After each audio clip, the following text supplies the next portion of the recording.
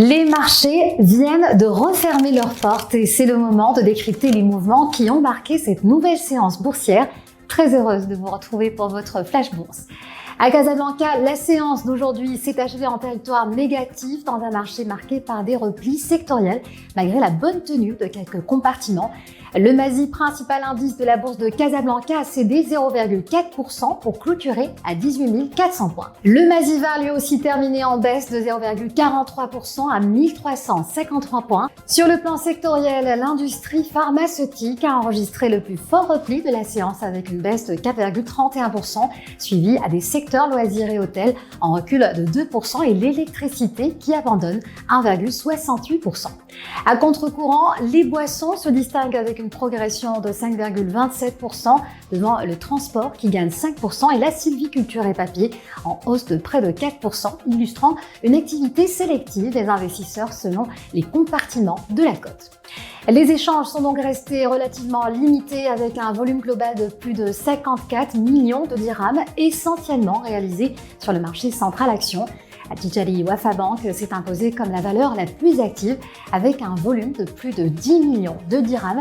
Elle est suivie d'Etisalat Al-Maghrib avec plus de 9 millions de transactions, puis de Cosumar avec un peu plus de 9 millions de dirhams.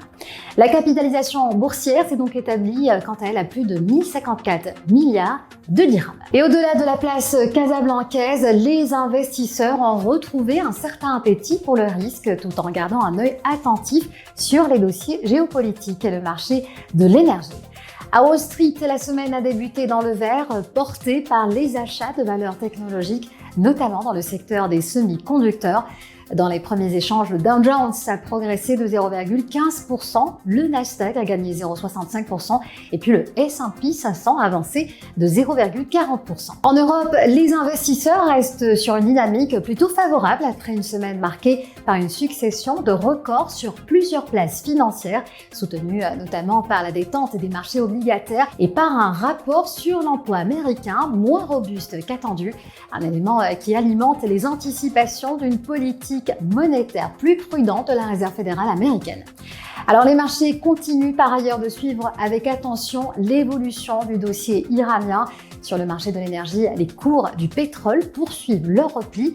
Le Brent de la mer du Nord est repassé sous le seuil des $72 le baril, sous l'effet de la reprise progressive des flux énergétiques transitant par le détroit d'Ormuz et puis des anticipations d'une augmentation de la production de l'OPEP+. 7 pays de l'Alliance, amenés par l'Arabie Saoudite et la Russie, ont en effet décidé d'augmenter leur production collective de 188 000 barils par jour, et ce à partir du mois d'août. Une décision qui traduit, selon les marchés, une confiance dans la capacité de la demande mondiale à absorber ces volumes supplémentaires.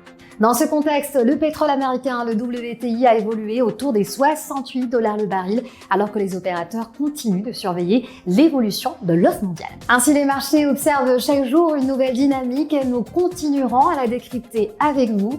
Merci de votre fidélité, excellente soirée à vous tous et puis à demain pour un nouveau rendez-vous avec l'actualité des marchés financiers sur EcoBourse.